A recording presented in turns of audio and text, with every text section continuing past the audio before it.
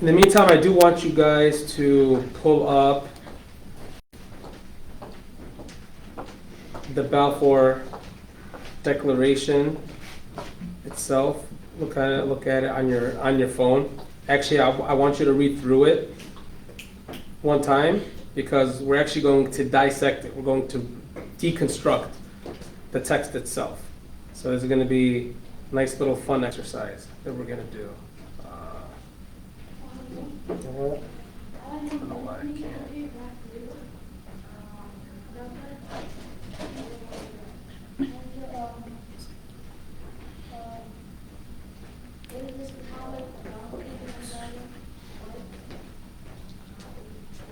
Okay, here we go.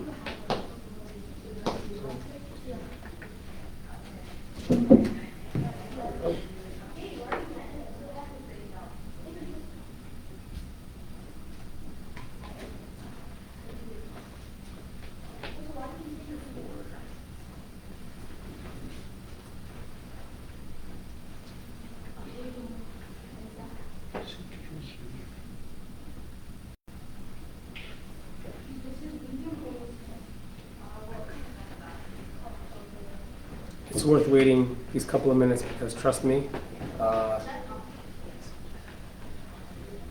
going through the text is going to be an important part of it. Okay.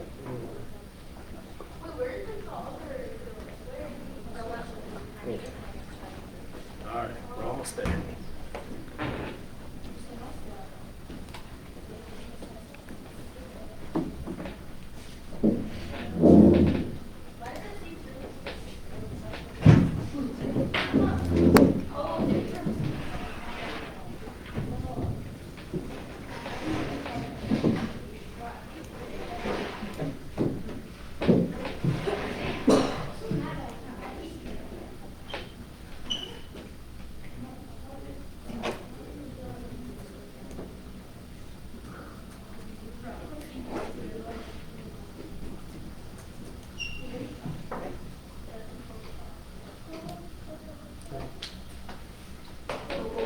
Don't sleep on me.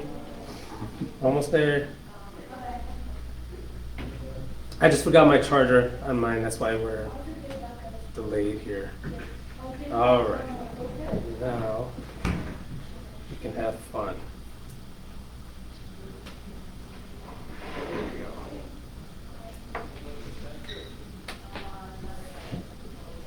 It's going to show up right away. Can I see it? Or? Yeah. Okay, perfect. All right, so the Hussein McMahon correspondence and the Sykes-Picot Agreement, and of course the Balfour Declaration. Now, these three documents are absolutely essential for this period because they work hand in hand, and you have to know all three to kind of see how this progresses and the situation eventually becomes worse as we move into the what's called the mandatory period. So, Hussein McMahon correspondence. This was an exchange of letters in 1915 and 1916 between the British High Commissioner, Sir Henry McMahon, and Sharif Hussein of Mecca. And in these letters back and forth, there was particular language regarding what would become the future Arab state. So basically, these letters were, hey, you help me fight off the Ottoman Empire, and we will provide you with this Arab kingdom, this Arab state, and you, Sharif Hussein, will be the leader of this new Arab state. Okay. So, the borders of this new Arab state was not definitively demarcated, but it was at least comprehensively understood by both parties. So, but there was an area that was not included. The territory that's not included are portions of Syria lying to the west of the district districts, and I'm emphasizing the word districts for an important reason, and I'll get to that in a second, of Damascus, Homs, Hama, and Aleppo. Now, the way that, and you will see, historians that have studied the archival material later will conclude that this did not mean Palestine. Sir Henry McMahon did not exclude Palestine from this territory. But the British later on wanted to make the claim that no, Palestine was also included.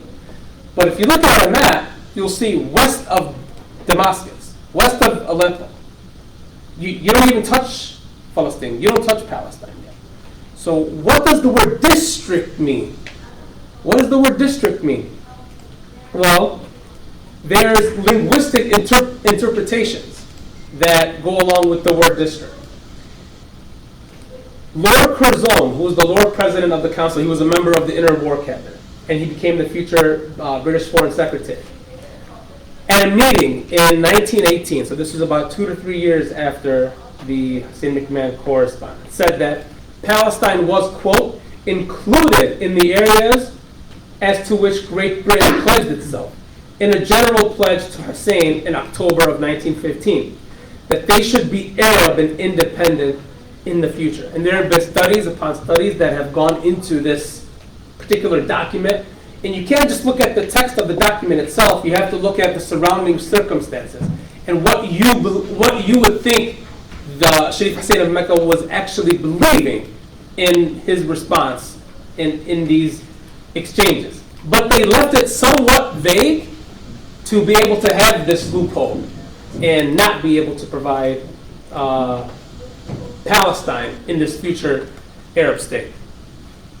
All the while this was happening, there was something else going on behind the scenes. And this is where we get the Sykes-Picot Agreement between Britain and France primarily, but Russia and Italy were later involved and assented to it. So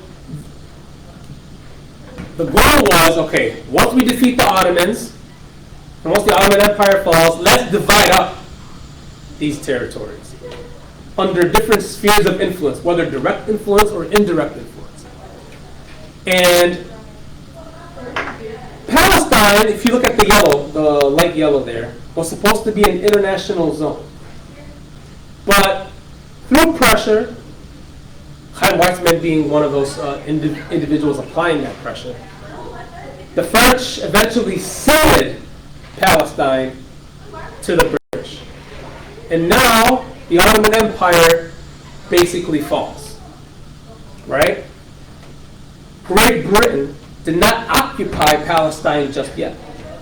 The infamous image of Allenby approaching Jerusalem in December of 1917. Remember, the Balfour Declaration was November of 1917. So, this was the plan all along regarding the Ottoman Empire. But what about the Hussein McMahon correspondence? You just said that you were going to give this to a future Arab state. So contradictory promises already. And the greatest of all the contradictions is the next document, the Balfour Declaration. And I want to spend more time on this than these other two because this is basically the impetus of the Zionist colonization process that eventually led to the Nakba in 1948. The Balfour Declaration. There's been a lot of literature written about the Balfour Declaration and the circumstances that brought about its existence. Great Britain wanted to win the war. That was their main focus, winning the war. So they believed in propaganda. They believed in Jewish propaganda. You know this notion that's considered an anti-Semitic trope? Jews control the media, Jews have influence, Jews this. You would get cut off from television if you were to make claims like that. But this is exactly what the Zionist movement pushed toward the British Empire. We have great influence. We can help you with the war. We can bring the U.S. into the war. We can keep the U.S. into the war. We can keep Russia So all this influence, propaganda, that they actually believed in. Oh, okay. We'll give you something in return. What do you want? Some kind of statement? Oh, how can we help in this? But there was also another drive behind this. So winning the war was one reason. The other reason was anti-Semitism. Anti-Semitism. Arthur James Balfour himself, when he was prime minister, spearheaded what's known as the 1905 Aliens Act. This piece of legislation was meant to curb Jewish immigration. Hey, you're suffering in these other European countries? Don't come here. Don't come to Britain. We don't want you here in Britain. Go somewhere else. We don't want this Jewish problem on our shores. So, okay, we'll give you this homeland that you call a homeland because of biblical attachment or whatever attachment you have with it. Okay, fine. We'll give you this instead. So anti-Semitism was also playing a major role here. Another element, Orientalism. I don't care who lives there. Who cares about who? 700,000 who? Mohammedans, Arabs, Muslims, or whatever. Who cares? We can plant a new society, a new people at their expense. Who cares what they think? So Orientalism was also a driving factor. The other thing, imperial interests. Oh, Palestine. We have control over Egypt. Our crown jewel is in India. This could be a great pathway to our crown jewel. What better way to maintain that by installing a European people in that land? So not the native population, they're not going to help us, but a European people will. And this Zionist movement is spearheaded by the Ashkenazi community in Europe. It's not by the Jews that were living in Palestine. There's an important distinction there. So now the Balfour Declaration was issued. You guys Googled it, right? Remember when I said Google it? I had it in school. So, all right. So read what you have on Google and tell me what you think here. So can we ask questions? Please, yeah. So there is no religious reason behind the Balfour Declaration. What's that? Religious reasons. That was not at the core of it at all. It wasn't because of that the Great Britain actually firmly believed. Now there were some within the circle within the British cabinet that had these religious beliefs. Jewish restorationism, remember we talked about it last week, that Zionism actually began as a Christian project before it became a Jewish one. So It's that confusing is, a little bit. So if the Britain was Christians and these are Jews and the land. unfortunately, they had to have been at the last session to get it. But we'll talk after on that because I have a few things I need to get to, but we'll definitely talk about that. So does that line up with what you guys Googled? Now I know you're not telling me the truth because that's not the Balfour Declaration.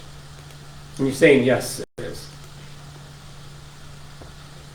The Balfour Declaration went through 5, I would actually argue 6 different drafts before the final one came to be.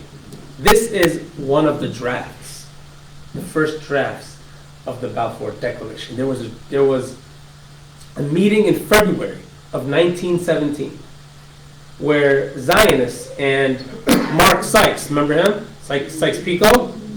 Mark Sykes, in a private meeting, started this exchange with the Zionist organization, back and forth, to discuss something. And then in July of 1917, a proposed declaration for a national home for the Jewish people, with the Jewish Colonizing Society. That was the very first. Okay? This is a slightly watered down version of that. And it went through another draft, and another draft. And then it was watered down. The Balfour Declaration, as we know it today, is actually the watered down version of what was originally intended. It was crafted by the Zionist movement. Arthur James Balfour modified it a little bit, put a signature on it. But the original crafting of the document, the language, its purpose, all of that, was by leading Zionists. So look at the words carefully here because we're about to deconstruct it. This is not the Balfour Declaration, but look at the language here. This is what Zionists would have loved to have.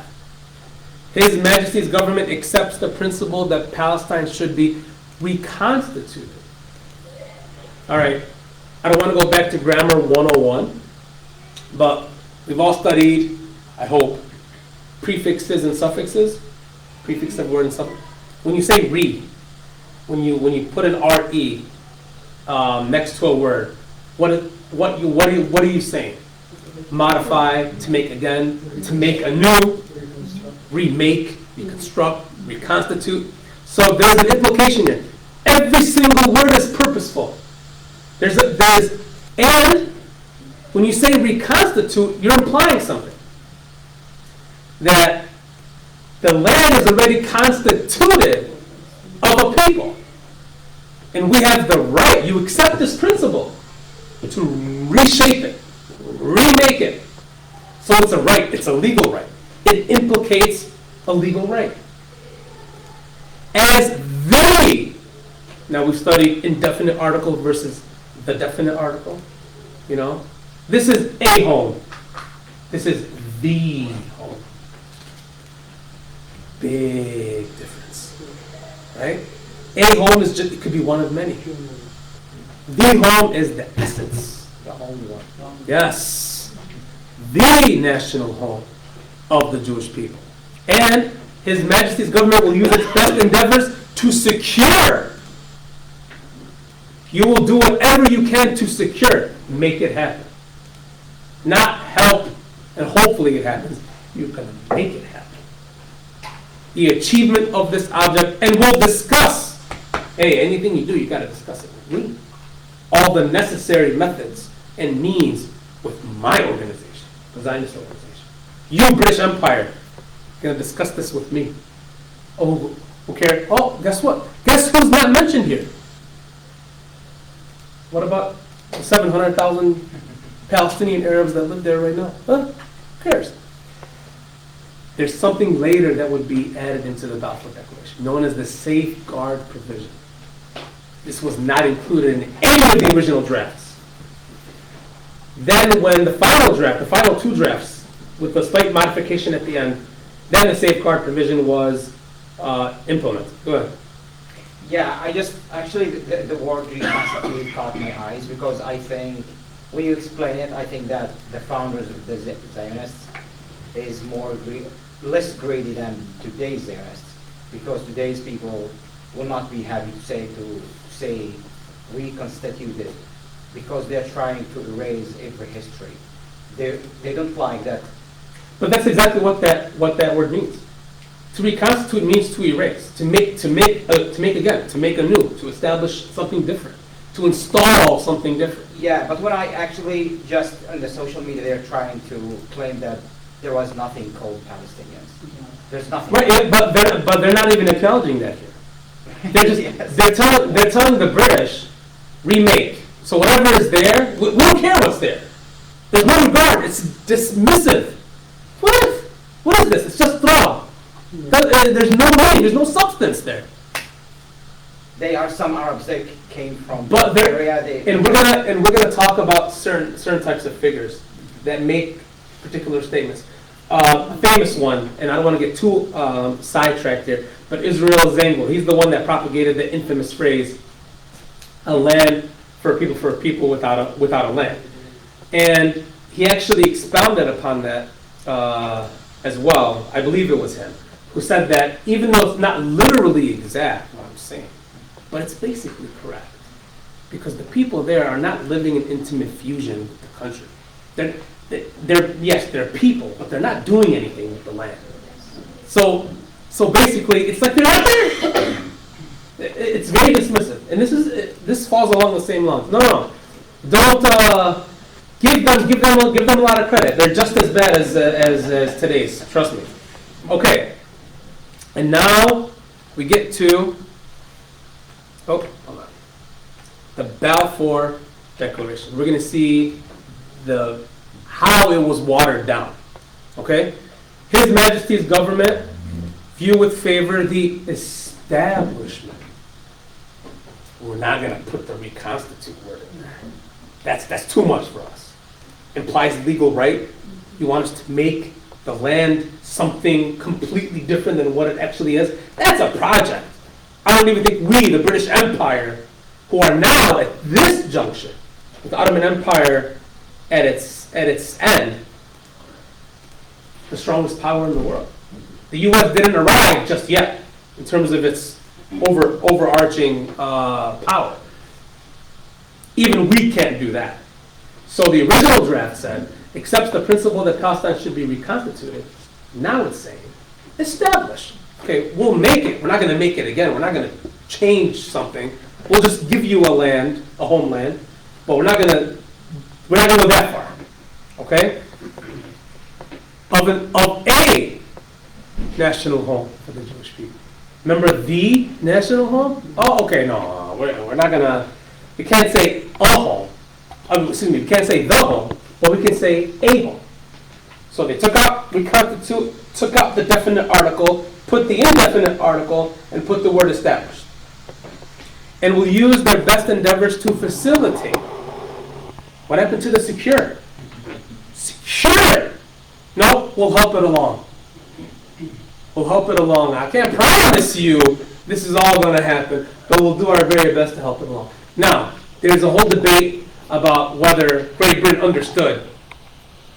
Like, there's some that would say Great Britain intended on implementing this, but they couldn't say it outright. So they had to use this language instead. Now there's different schools of thought on that, but at least the language said that. Okay.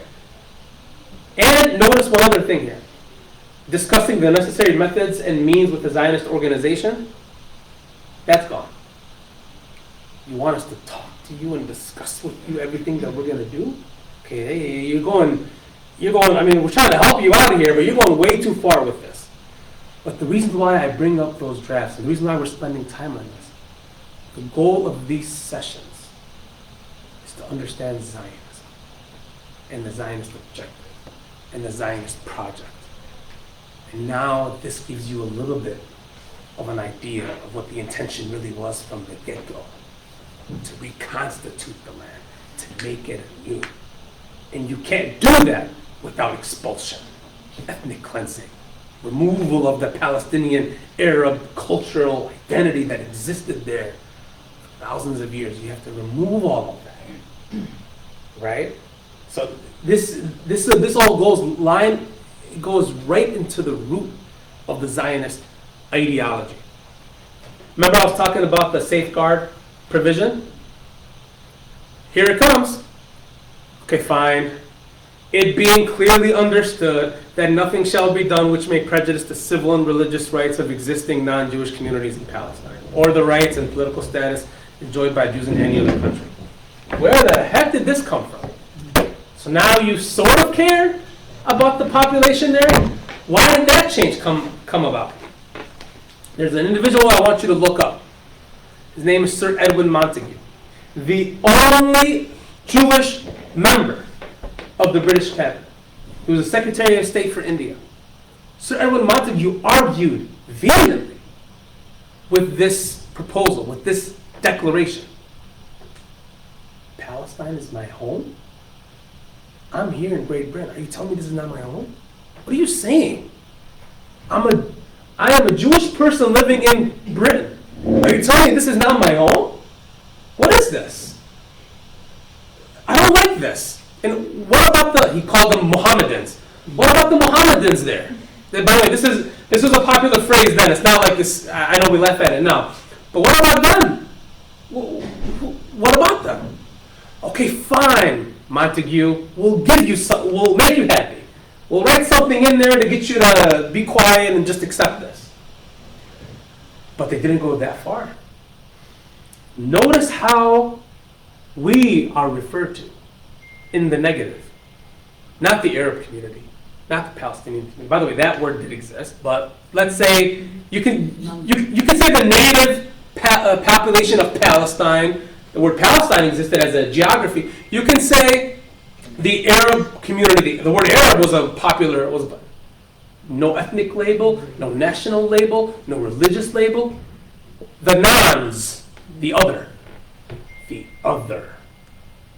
I said Orientalism was a part of this, right? Anti-Semitism, Orientalism, all of these factors played a role in the issuance of the Balfour Declaration. And notice one other thing. Civil and religious rights as opposed to political rights. National home, national rights for 1/10 of the population. And we're going to facilitate it to bring more in, and we're going to give you national rights. And notice the political rights, the political status of Jews in other countries. You, Montague, Edwin Montague, you're mad because you think that this is not your home too. Fine. It's not going to, your political status here in Britain is fine. You're fine. This is really meant for him and for those that think like that. But you have political rights in other countries. We're not going to prejudice that. But you, the native, the owners of the land, you're just non-Jews. And you get civil and religious rights. These are individual rights. They're not collective rights. If you study political science and you go through stages of rights and how these rights come about, political rights is how you relate to the government, to the state. Civil religious rights, they're more individualistic. The things that you as a person can do, but not as a collective, because you're not a collective. You don't have that identity. We're not giving it to you, right? So notice the dismissive and derisive nature of the Balfour Declaration. So one can argue, as I would, the die was set right here. If this thing became part of the obligatory process for the British Empire in Palestine, you can't have peace, justice, all these wonderful things with this as the cornerstone. And this became the cornerstone. Arthur James Balfour said 2 years later the following statement. In Palestine, we do not propose even to go through the form of consulting the wishes of the present inhabitants of the country. The four great powers are committed to Zionism. And notice, there's no moral underpinning. Be it wrong, right, good, bad, I don't care. It's rooted in age-long traditions and present needs and future hopes, and is of profounder import. It's way more important than what these 700,000 Arabs think. Who cares what they think? Admittedly, in 1919, made this statement. Chaim Weizmann, we started talking about him. President of the Zionist organization, and he was a big part in pushing for the Balfour Declaration, said, we could not rest our case on the consent of the Arabs. As long as their consent was asked, notice the adverb that's used here. They would naturally refuse it. Not angrily, not reluctantly. We're taking your land from you. It's a natural refusal. They understand that what they're doing will cause pushback. So now, war is over. The great powers meet at what is called the Paris Peace Conference in 1919. Okay. Did this speech So- announce it for the public What's that? at that point? These words of the press. I mean, there was no radio interview or anything like that, but I'm sure the government statements, they don't come public like things come public now. But eventually, we were definitely made aware of this. Okay, so now this is where we go. This is where the great powers went, led by the president of the U.S. at the time, Woodrow Wilson. All right, so how can we avoid another catastrophe like happened in Europe? And all these millions of lives were lost. Let's figure out a way forward, okay? That was the Paris Peace Conference. Chaim Weizmann presented this as the future Jewish national home in what he called Eretz Israel, which is Palestine. Okay? Notice something here. Well, what do you notice? There's more land taken from Jordan, right? Jordan, Lebanon, That's- Syria, Syria. Lebanon, right? Oh, we don't just want the West Bank. We want the East Bank too. Oh, and this area that we now occupy, called the Golan Heights, we wanted that back then too.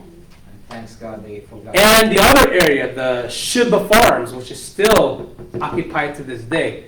Don't think for a second that Israel completely withdrew from Lebanon in 2000. Shiba Farms is an area that is still occupied. So this was envisioned as the future home for the new Jewish home. Okay. The United States said, you know what? Okay, fine. You know what? I want to see what these people are thinking. So I want to present a commission, and I want to go to the Middle East. I want to go to Palestine, and I want to see what the inhabitants actually think about this Zionist project, basically. And we want to see what the majority of the people there think, because that is the majority of the people there. Guess who didn't nominate members to the commission? Great Britain, of course.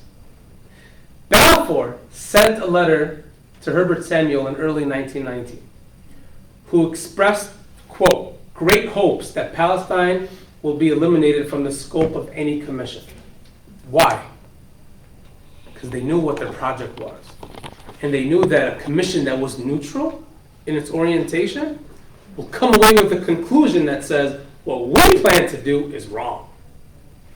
So guess what? We're backing out. We don't want to be part of this commission. Great Britain did not want to be part of this commission. We know why. But this is a very important point. If you are truly justified in your endeavor to build this new state at the expense of the indigenous population, go ahead and present that. And make it morally justifiable. But no, that didn't happen. So, just to make it brief, 9/10 of the whole are emphatically against, not the Jewish people, the Zionist program. Because there were already Jews in Palestine. It was not something that was antithetical to the Jewish people. It was a project that was meant to counteract the Zionist project, the Zionist program. So that's what the U.S. found out. But guess what? That was never implemented. It kind of just went to the wayside. Thank God Great Britain was happy that nothing of those recommendations was actually implemented. Now the great powers meet in San Remo. So the great powers gathered in San Remo, Italy, to discuss a deal with Turkey. Now Turkey is still the Ottoman Empire. Yes, it's gone. It's pretty much at its absolute end.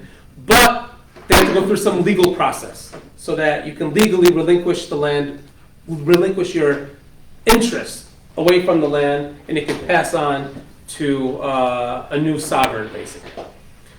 So, these great powers decided that these Ottoman-speaking territories will not be restored to Turkey, and they will be divided. League of Nations.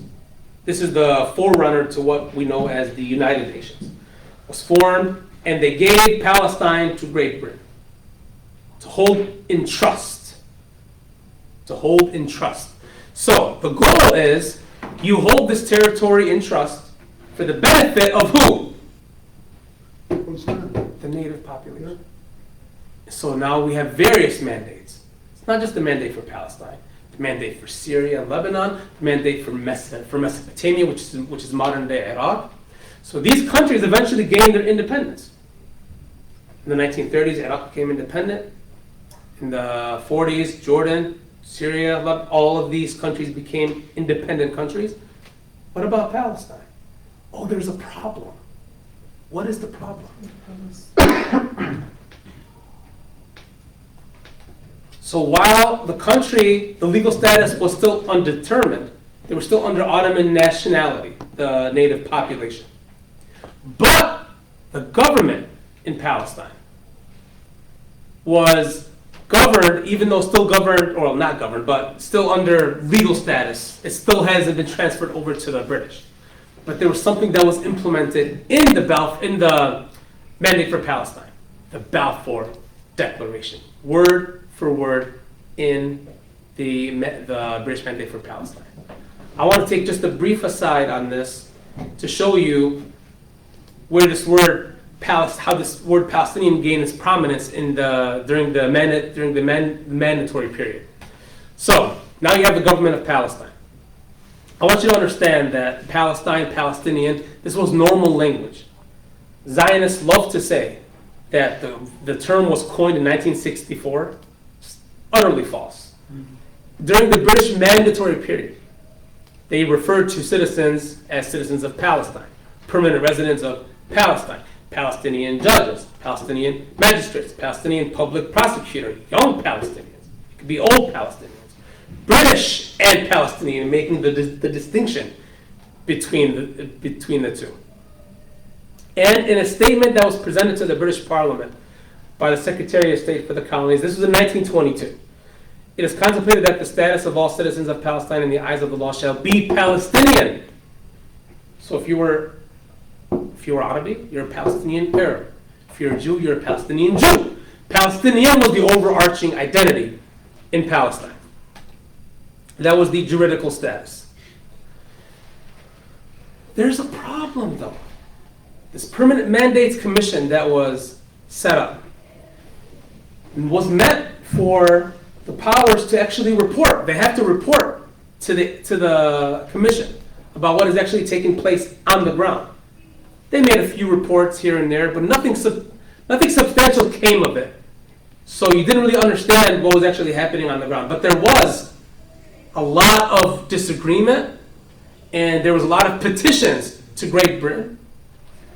Do you know what Great Britain's response was to the majority of these petitions that came from the Arab noble leaders at the time? We will hear your concerns. We will try to accommodate them. But first you must accept the terms of the mandate. So what is that? What is the British actually saying? Accept what? Accept the Balfour Declaration. We can talk about how we can make you independent, but first accept your political demise. Accept your destruction, and then we'll talk about how we can build you. What? How? Why should we keep petitioning you for our grievances if what you're telling us is we must accept our political demise? That's basically what you're saying. The Balfour Declaration was included in the British Mandate for Palestine. And guess what word was also included? Reconstitute. So it was actually modified a little bit. So now that's the policy of Great Britain in the 1920s. So this league was set up, the League of Nations, to monitor the commission, to monitor Britain's performance in protecting the population as a whole, and they had to file annual reports. But there was a violation here. Look at paragraph 4 of the Covenant of the League of Nations. This is the constitution for the League of Nations. Certain communities formerly belonging to the Turkish Empire have reached a stage of development where their existence as independent nations can be provisionally recognized, subject to the rendering of administrative advice and assistance by a mandatory, until such time as they are able to stand alone. Palestine was one of those areas. So you've already reached the stage. You're just there, Great Britain. You're there to just give what? Advice and assistance until such time as they are ready to stand on their own 2 feet. But the British Mandate for Palestine had what in it? The Balfour Declaration. So the goal was this. You must consult the wishes of the indigenous population. That's what the Covenant of the League of Nations is saying. The Covenant is saying you must protect the native population. The Balfour Declaration is saying forget them. And they're both in the same One is in the Mandate for Palestine. The other is in the more important document, the Covenant of the League of Nations. Come on, Great Britain, make it work. Implement this mandate by assuring the preservation of this community that presently lives there, the original inhabitants, and also build a new community on top of it. Go ahead. It's inherently what? Contradictory. So you knew something was about to brew. Something was about to happen. Okay, so is it just like, are they just like playing a game, or like, do you know what I mean? Because it's like obviously like you can't have both things. So and then even just the idea that they even have like a King Crane Commission, and like why are they doing that? Okay, Is it a show, or that's an interesting. Okay, obviously, you know, things are transpiring over time. I'm presenting it in this way because this is how it should be read. I mean, Great Britain knew that maybe they had some kind of hope that the native population would just surrender and forget, who cares, as long as I get to stay there, even though I'm second, third class status. Who knows if they thought this could actually work out, but they knew the inherent contradiction in the text. They knew that textually it's not reconcilable, and they actually admitted that later. We'll talk about it in next week's session, where they pretty much admitted it, like, this is stupid. You can't reconcile these two things. But that's for next week's session. But yeah, that's a very good question. Okay. Churchill, Zionists love him, Winston Churchill. He disclaimed, said, hey, you know what? The intention was to create a wholly Jewish Palestine.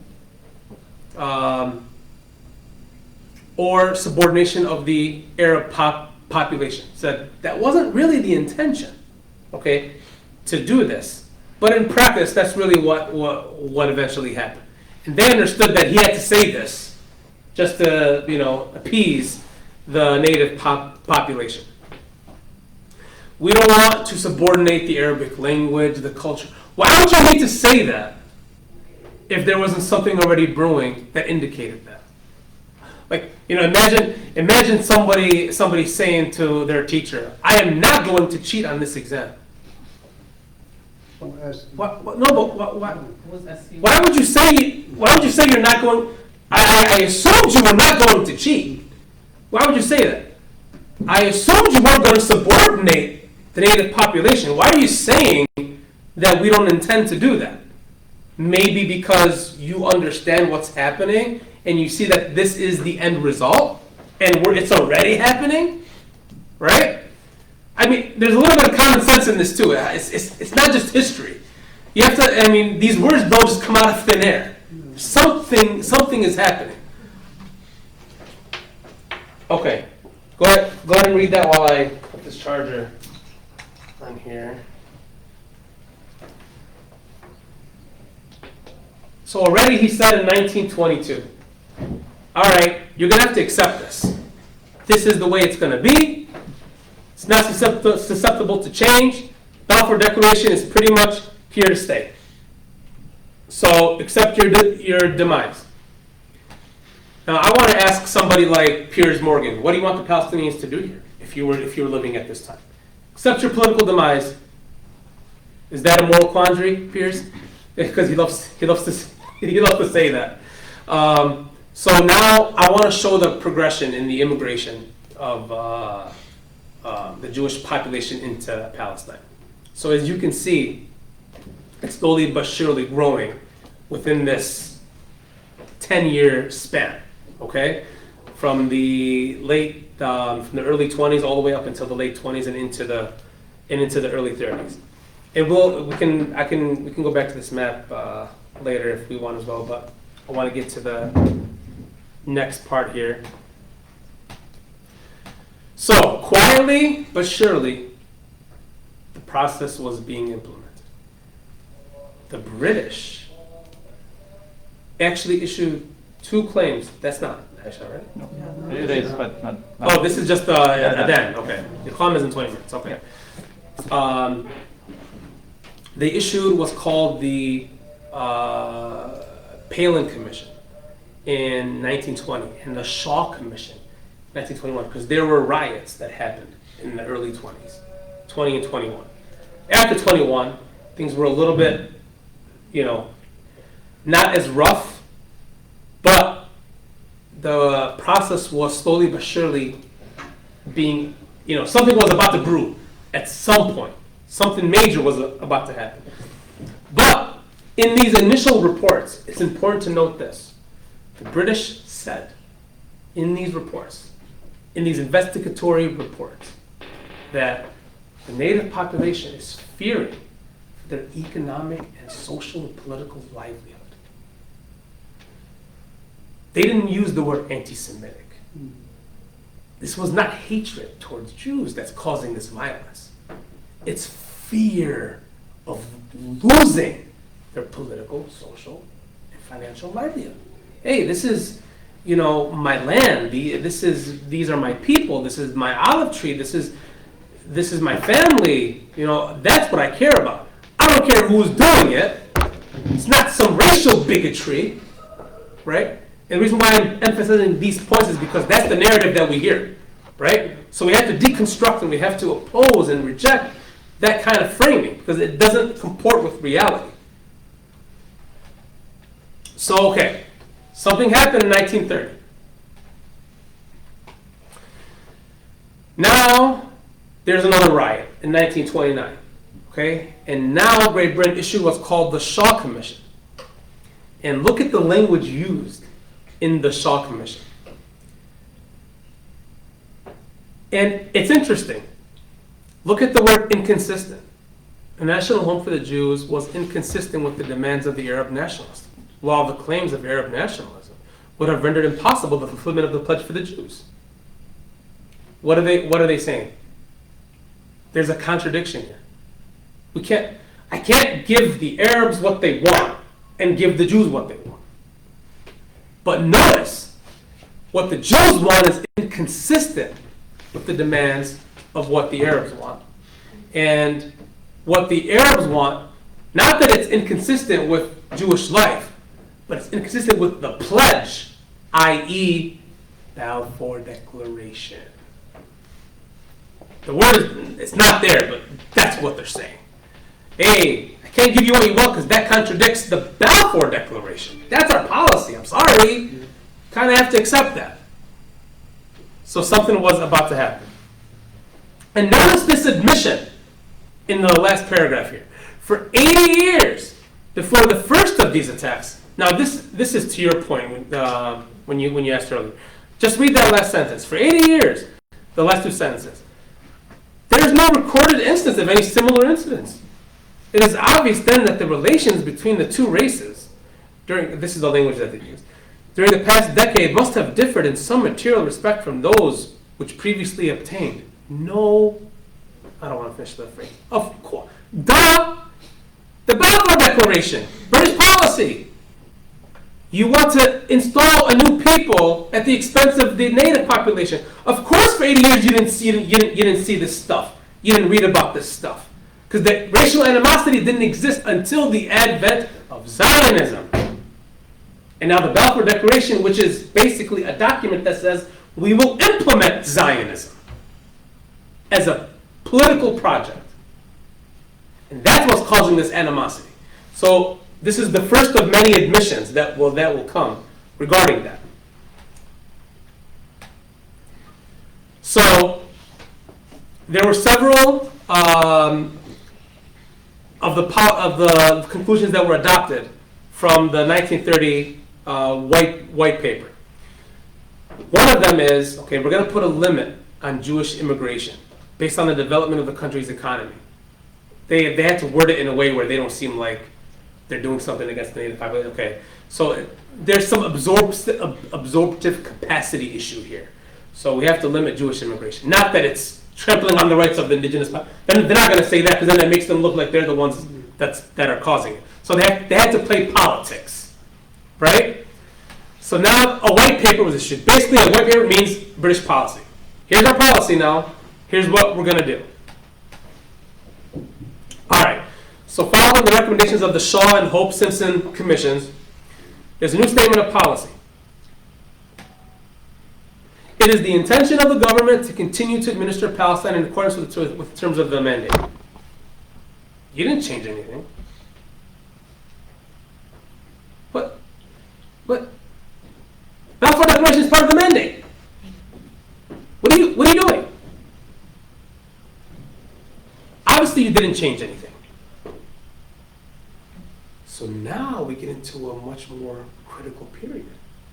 Now things are going to develop and envelop, and you're going to see the violence kind of take on a new stage, okay? A much more climactic phase. And I kind of seeped into a little bit, I'll stop at the 23 or 24, but I really wanted to show you because you asked the question and I wanted to get to at least the first report that went into that. And then we're gonna head into a more climactic period. 1930s, things kind of transpire and they lead into something much more serious. And then we get into the actual climax, which is the Nakba, and that would be the final session. So this kind of brings us to an end regarding the period so far. Now we're building. You're going to see Jewish immigration skyrocket. Now, in this next phase, things are really going to take off. Okay, so that's going to be more of a thriller, and that will be in the next session. So I think I can do like 2 or 3 questions before Salah, if you guys want. For instance, this conference in Paris, is Turkey was represented at this?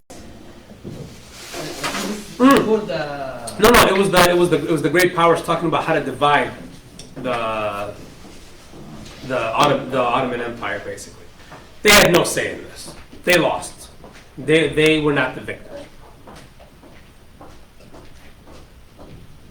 Yeah, I don't have a question, but I just have a feeling that after all the things that you just said, I have a feeling that those people clearly knew that they're doing like a wrong thing, but they just don't care about the people on the other side, or they didn't even take them seriously. But they're trying to like make everything in a very silky, smoothy, diplomatic way. Mm-hmm. I think for their image in the history. Yeah, Because it's a joke, it's not a history, it's just a joke. I think that is partially true. I think that definitely, it's really quite evident, right? What's happening here. I mean, look at the language of when I was going through these reports, paragraph by paragraph, I'm like, I can't believe they're saying this. I can't believe they're talking like this. I mean, it's obvious what's happening here. Just think about the statement, accept the Balfour Declaration, and we'll hear you out. But the whole point of me coming to you is so that because we reject the Balfour Declaration. We're at an impasse already. You're telling me I have to accept the document that I'm here to oppose. Like, that's my foot in the door. You're telling me to get your foot in the door, you must come here with something that's different from why you came. They know what they were saying. And I think this is actually remind me of the Desert Storm, because the people who did that, they planned everything and they made up everything and fake everything, but they just took more time to make everything look like real, rational, and right. I think it's the same school of diplomacy between what happened in 1990 and what happened in like 100 or 100 something years ago. I mean, look, I think that this type of, you said you called it diplomacy. I think what this is colonial power flexing its muscles. Okay. Saying we can pretty much do what we want, and you must accept A, B, and C before we even talk. Yeah. That's colonial power flexing its muscles, saying, "Who are you?" And even Winston Churchill said in the 1940s, "I don't care how long the dog had lain in the manger. That does not give him the right to the manger." So basically saying, I don't care how long the Palestinians were living there. Doesn't mean they have a right to the land. I don't care about that.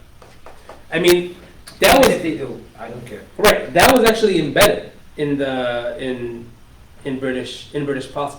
I mean, we just spent half the time here talking about the Balfour Declaration, the actual text of it, the wording. I went through the watered down version. The watered down version was bad by itself. Forget about the original draft. The watered down version was nothing was said about the Palestinians. Zero. The first drafts, nothing. And then to appease the only Jewish member of the cabinet, who was pretty much saying like, "Hey, do you want me to leave? You're saying that this is my home. Should I leave? What are you saying? Do I not belong here? Okay, fine. Be quiet. Here, your rights are protected. It's okay, and we're not going to touch the Mohammedans. They're going to be okay. They can have their religious rights. They'll be subordinate." So I mean, you can kind of see all the discussions were in the war cabinet. So this was a wartime decision. That's why I said the very important. There are some Palestinians that want to say it was all because of Orientalism. They hate the real main reason: win the war. I mean, the Zionist project became a secondary thing. We want if the Balfour Declaration meant we lose the war, I guarantee you they would not have done. Yes. They had to believe this would win them the war. That was the number one thing: winning the war. So if I got you correctly, you're trying to say that Zionism was just an excuse or a tool. No, Zionism was a driving force. Okay. Yes. But there were other elements at play. Yeah. How did it help them win the war? Well, okay, they relied on what I said was propaganda. This, which is an anti-Semitic trope, Jewish power. We'll get the U.S. to come in. We'll lobby the U.S. to come into the war. So we can help you win. We'll make sure Russia does what you want it to do to maintain its role. I mean, Okay, so so it's not like it actually helps. it's a them. propaganda. Just like in the last session, I said Theodor Herzl relied on anti-Semitism to further Zionism. Chaim Weizmann relied on anti-Zionism to further the same end. They did not want to fight against anti-Semitism. What they wanted was to use anti-Semitism to their advantage. Like, hey, you believe that Jews have power? I'll make you believe it some more. Look, man, give me this declaration. I'll give you this. I'll make the U.S. do this. I'll do it. Oh, we are European people. We can really help you out here. We can be your vanguard. We can help you. We'll be pretty much your proxy state, right? We can be your vassal entity. So, and you can't use them, those, whatever you want to call them. Did they have a lot of wealth though? Use them. Like at What's the that? time, the Zionists? Like with their wealth that they had or something? Probably some, but there wasn't it really is an anti-Semitic trope to say Jews control this, Jews control that. So I get when people say that you shouldn't be talking like that. But that's exactly how the Zionists talk. They love that stuff. Yeah. Oh, you think we have all this power? I'll make you believe it some more. I'll say this and that's what Theodor Herzl did to the Ottomans. He went to Abdul Hamid, Sultan of the Ottoman Empire, and pretty much told him, "Hey, I can help you with your debt. Just give me a charter for colonization in Palestine. I'll help you with your debt. I'll help you with your finances, because we're Jews. We know all about the money. We know. I mean, they wanted to hype up this what is now considered one of the most horrific anti-Semitic tropes that just control everything, right? So. So they played with the lands and they divided the lands in the absence of the Arabs. What's that? They played and divided the lands in the absence of the Arabs. There was no Arabs at all. Basically, yes.